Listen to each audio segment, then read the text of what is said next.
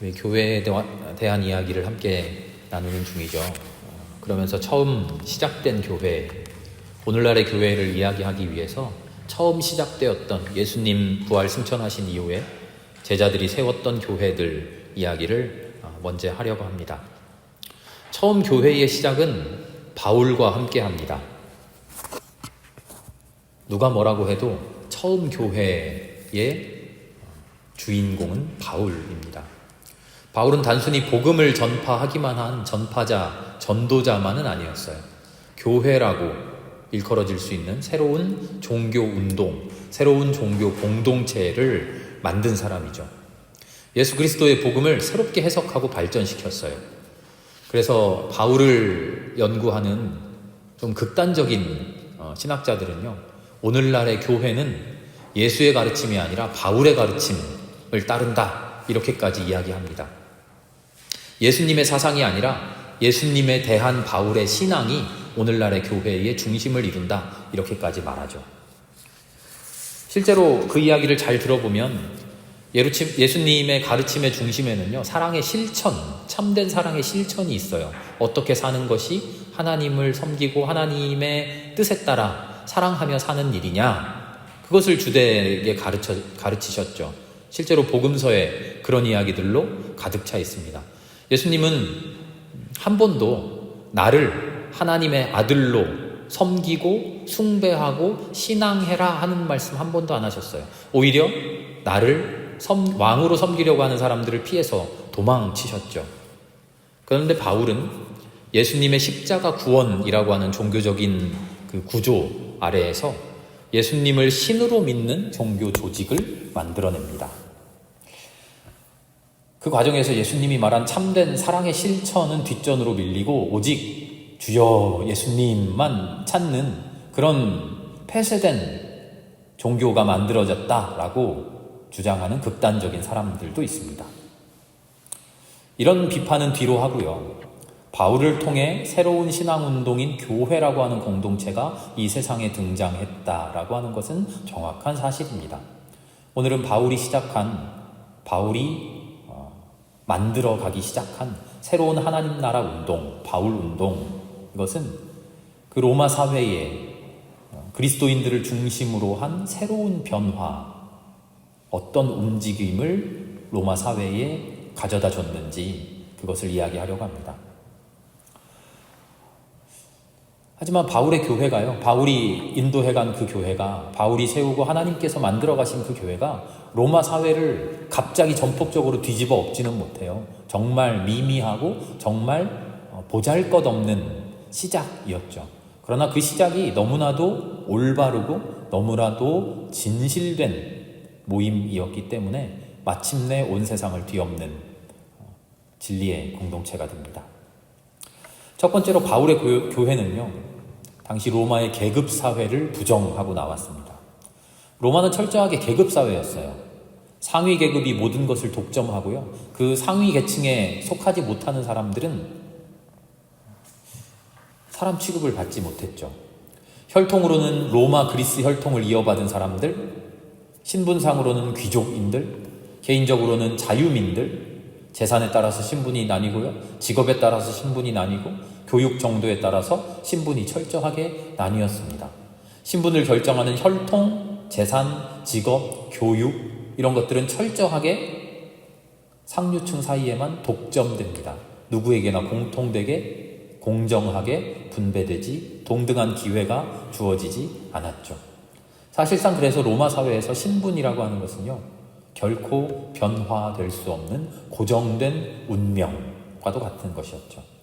바울의 교회는 바로 이런 신분사회, 운명사회를 철저하게 뛰어넘어 버렸어요. 그런가 하면 유대교의 종교적인 신분도 부정해버렸어요. 로마 사회에서 일반인들, 평민들은 철저하게 상류층, 그들을 위한 재산에 불과했죠. 도시화를 이루고 그들의 부귀 영화를 누리는 비용은 평민들, 농민들이 충당해야 했어요. 과도한 세금, 그리고 착취로 인해서 농민들의 경제적인 상황은 악화되기만 했죠. 경제적으로 몰락해 버렸습니다. 이런 사람들은요, 특별히 유대인들은 종교적으로도 죄인으로 몰락하고 맙니다. 경제적인 죄인들이 종교적인 죄인이 되어버렸던 거죠. 경제적인 죄인들을 유대교가 품어 안아주기는커녕 희생제사를 드릴 수 없는, 희생제사 비둘기 한 마리도 구할 수 없는 그들을 비둘기를 드리지 못하니까 너희들은 죄인이야 하면서 종교의 바깥으로, 하나님의 품 밖으로 밀어내버렸습니다. 바울의 공동체, 예수님의 복음이 전파해지고 있던 당시의 사회, 특별히 유대인 사회는 철저하게 신분 계층에 의해서 짓밟히고 종교적으로도 내몰린 그런 상황인 것이죠. 바로 이 상황에서 바울은 새로운 공동체를 이야기합니다. 더 이상 그들을 죄인이라고 부르지 않아요. 더 이상 그들을 하층민이라고 부르지 않아요. 너희는 우리에게 봉사해야 하는 노예라고, 종이라고 부르지 않아요. 오히려 하나님 나라의 주인이라고 부르고 이들을 초청하고 위로하고 함께 형제가 되어 주겠다고 팔을 벌리죠. 바울의 공동체 안에서는요, 아무도 혈통을 문제 삼지 않았어요. 이방인이라고 차별하지 않았어요. 제사를 드리지 못했다고 죄인이라고 정죄하지 않았어요. 바로 이런 교회를 바울이 만들어갑니다. 당시 사회에서 사람 취급받지 못하던 사람들이 사람 취급받는 곳, 바로 그곳이 교회였던 거죠. 그래서 초대교회의 구성원들은요, 대부분이 그 사회적 신분이 미천한 사람들이 많이 모였습니다. 물론 드물게 귀족 출신의 사람들도 있었지만 주된 구성원은 비천한 사람들이에요. 당시에 기독교를 비판하는, 기독교를 공격하는 글을 쓴 사람들이 많이 있었거든요. 그 중에 켈수스라는 사람이 있는데요. 그 사람이 이런 글을 남겨요. 제가 읽어드릴게요. 기독교는 무식하고 천하며 멍청한 사람들, 노예들, 여자들, 그리고 어린이들에게만 매력적이다. 교회는 의식적으로 교육받은 교양인들을 배척하고 복음 전도자들이라는 자들은 대부분 모직공, 구두, 수선공, 세탁공, 무식한 양치기들 뿐이다. 오늘 함께 읽은 본문의 말씀에서도 바울이 스스로 이렇게 이야기합니다. 형제자매 여러분, 여러분이 부르심 받을 때 그 처지가 어떠해야 했는지 생각해 보십시오. 육신의 기준으로 보아서 지혜 있는 사람이 많지 않고 권력 있는 사람이 많지 않고 가문이 훌륭한 사람이 많지 않았습니다.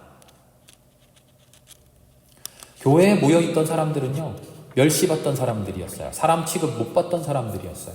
그들의 마음에 평생 동안 어떤 마음을 품고 살았을까요? 이 모진 생명 그냥 죽을 때까지 차라리 죽는 게 낫지, 목숨 못 죽어서 살지, 이런 마음으로 암울하게 살아갔겠죠.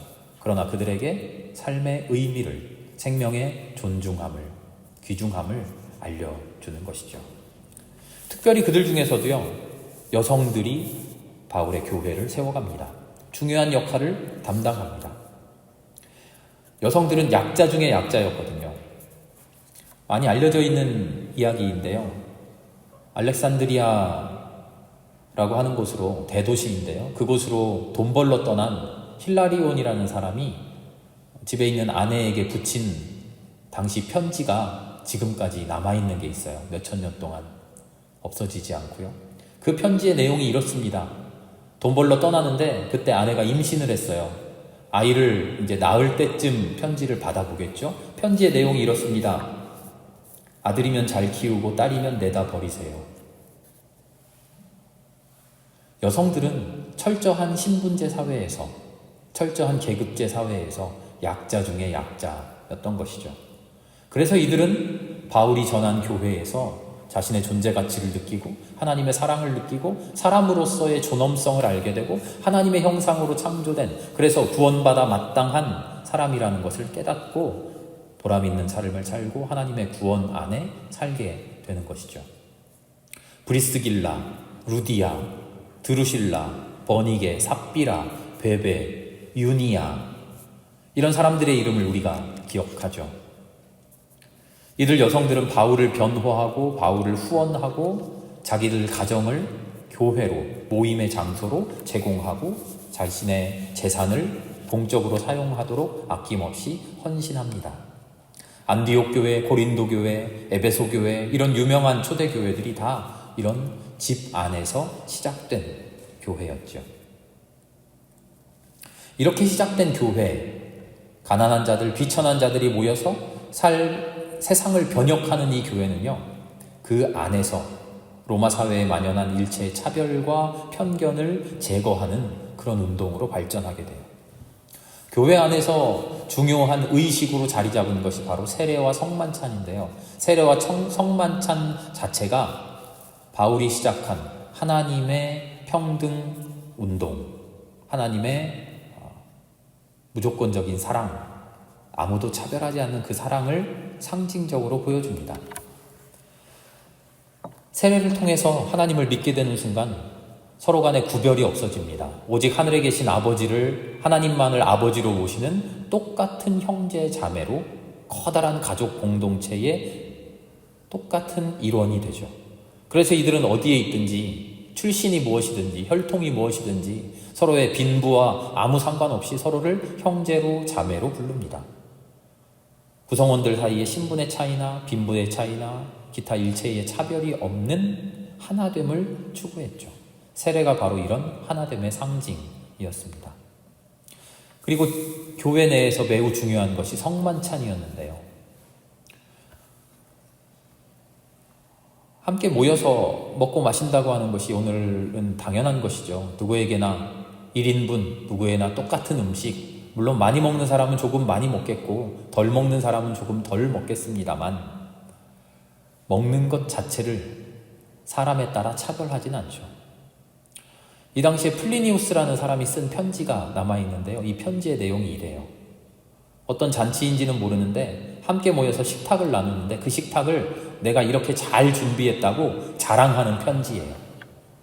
접시를 내가 3종류를 준비했어. 최고급 접시를 가장 좋은 음식을 담아서 소수의 선택된 사람들에게만 내놓을 거야.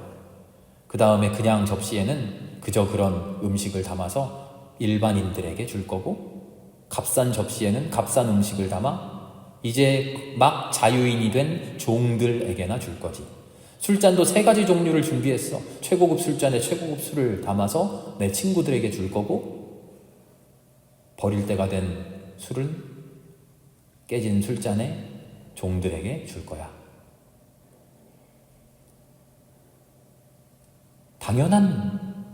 이런 일이 당연한 사회, 이런 일이 정의인 사회, 그런 사회에서 바울의 교회, 바울을 통하여 하나님이 만들어 가시는 교회는 매우 충격적인 공동체였던 것이죠. 특별히 성찬은 그 로마 사회에 주는 충격은 대단했습니다. 오늘날의 성찬은 상징적인 예식이죠. 예배 안에서 의례를 통해서, 의식을 통해서 빵 조금과 포도주 조금을 나누는데요. 당시의 성찬은 실제로 음식을 먹는 식탁이었습니다. 진짜 식사였어요. 매번 예배는 마지막에 이 공동 식사를 통해서 완성이 됩니다. 실제 음식을 나눠요. 종과 자유인, 남자와 여자, 어른과 아이, 로마인과 유대인, 부자와 가난한 자 모두가 아무런 차별 없이 모여서 한 자리에 앉아서 같은 식탁에, 같은 식기에, 같은 그릇에, 같은 술잔에, 같은 음식을 나누는 것이죠. 로마 사회를 살아가는 사람들은 교회 안에서 이루어지는 이 성찬을 충격이라고 받아들이게 되죠. 아무런 차별 없이 모여 나누는 식사. 예수님께서 하나님의 나라를 이렇게 비유하시잖아요. 하나님의 나라는 잔치와 같다. 하나님의 나라가 잔치와 같다는 것은요, 그저 왁자지껄 떠들썩하고 풍성하게 먹고 마시는, 오늘날 우리가 생각하는 매일매일 힘들게 살아가는데 잔칫날처럼 기분 좋고 먹을 것도 많고 행복해, 그런 이야기가 아니고요. 그런 이야기만이 있는 것이 아니고요. 바로 이런 편견 없고 차별 없는 열린 공동체를 예수님이 이야기하시는 거죠.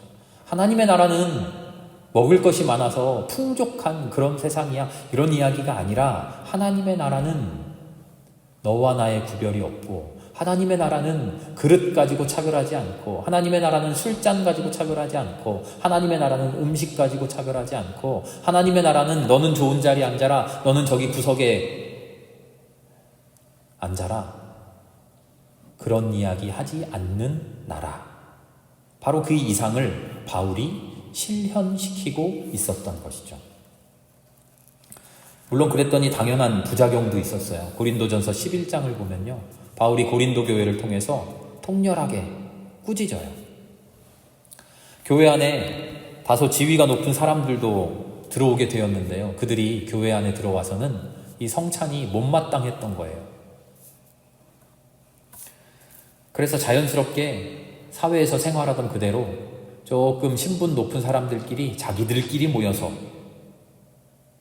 자기들끼리만 앉아서 자기들끼리만 좋은 음식 내놓고 자기들끼리만 배불리 먹는 일이 교회 안에서 이루어지기 시작한 거죠. 성탄의 식탁에서 자기들끼리 별도의 상을 차리고 자기들끼리 먹고 마시는 일을 저지르는 거죠. 바울은 이런 사람들에게 그것은 교회를 모독하는 일이라고, 교회를 멸시하는 일이라고 따끔하게 질책합니다. 제가 오늘 말씀을 시작하면서 우리가 아는, 익히 알고 있는 교회라는 말을 사용하는 대신 바울의 운동이라고 말씀드렸어요. 왜냐하면 교회는 오늘날 우리가 생각하는 교회가 아니라, 바울이 처음 시작했던 교회는 저 사람들은 하나님을 섬긴대, 예수님을 섬긴대, 뭐 태양신 섬기는 사람도 있고 달림 섬기는 사람도 있고 뭐 제우스를 섬기는 사람도 있는데 저 사람들은 하나님을 섬기나 봐. 이런 식의 누구나 다 생각하는 일반적인 종교 중에 하나가 아니라, 저 사람들은 우리와는 전혀 다른 사람이야. 우리 세상을, 우리의 질서를, 우리의 사회 자체를 근본적으로 무너뜨리려고 하는 사람들이야 라고 하는 그런 전혀 다른 종교 운동이었던 거죠. 삶의 운동이었습니다. 그래서 이것은 오늘날 우리가 그냥 교회라고 말할 때 그 의미가 너무나도 약하죠. 그래서 바울의 운동, 종교 운동이라고 말씀드렸어요. 이런 사람들을, 그리스도인들을 당시 로마 사람들은 뭐라고 불렀냐면 제3의 인간이라고 불렀답니다. 제3의 인간. 오늘날로 치면 외계인처럼, 야 쟤네들은 외계인이야, 사회 질서를 온전히 부정하고